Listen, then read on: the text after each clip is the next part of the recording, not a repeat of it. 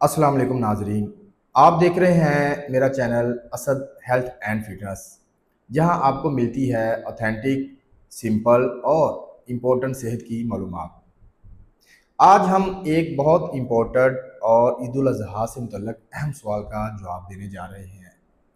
सवाल ये है, क्या प्रेग्नेंट औरत कुर्बानी का गोश्त खा सकती है? तो जवाब जानने के लिए वीडियो को एंड तक लाजमी देखिए। अगर आपने अभी तक मेरा यूट्यूब का चैनल सब्सक्राइब नहीं किया तो इसको सब्सक्राइब करें, साथ में बेल के आइकन को प्रेस करें ताकि इस तरह की इन्फॉर्मेटिव वीडियोस आपको मिलती रहे। तो हमारा आज का जो टॉपिक है, उसका जो क्वेश्चन है वो ये है कि क्या प्रेग्नेंट औरत कुर्बानी का गोश्त खा सकती है? तो इसका जो आंसर है वो ये है, हाँ खा सकती है, लेकिन कुछ अहम एहतियात के साथ, क्योंकि प्रेगनेंसी की सूरत में माँ और बच्चे दोनों की सेहत का ख्याल रखना बहुत ज़रूरी होता है।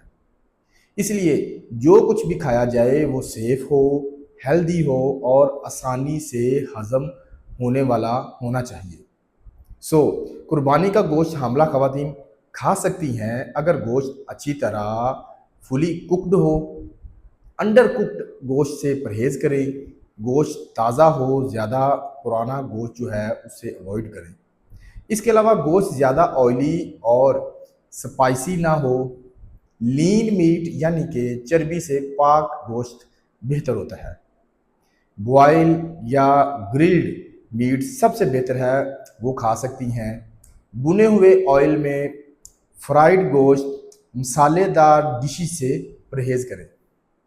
इसके अलावा ऑर्गन मीट यानी कि कलेजी, गुर्दा वगैरह, ये आयरन का तो अच्छा सोर्स है, लेकिन इनमें कोलेस्ट्रॉल ज़्यादा होता है, टॉक्सिन्स भी ज़्यादा होते हैं।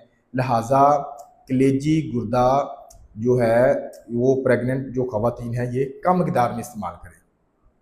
अगर हामला ख़वातीन को हाई ब्लड प्रेशर का मसला है, यूरिक एसिड ज़्यादा रहता है, तो फिर वो जो ऑर्गन मीट है, कलेजी, गुर्दा वगैरह, इससे टोटली परहेज़ करें। अब बात करते हैं कि हामला खतून कितनी मकदार में गोश्त खा सकती है। रोज़ाना एक छोटी प्लेट से ज़्यादा गोश्त ना खाएं, तकरीबन 200 ग्राम तक सेफ है।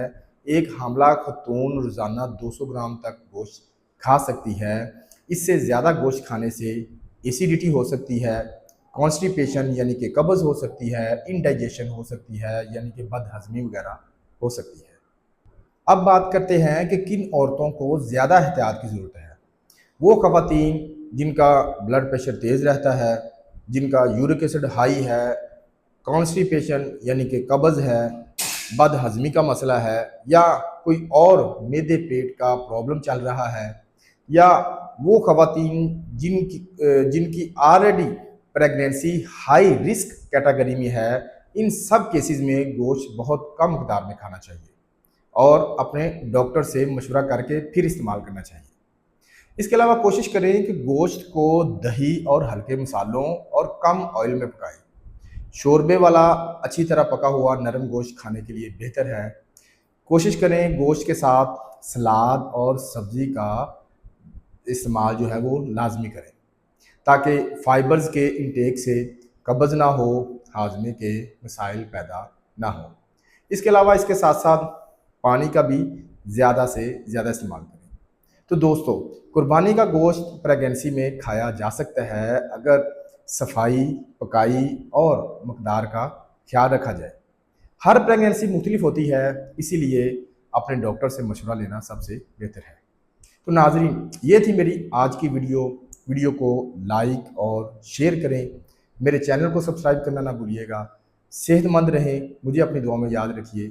आपसे मुलाकात होगी किसी और वीडियो में किसी नए टॉपिक के साथ। अल्लाह हाफिज़।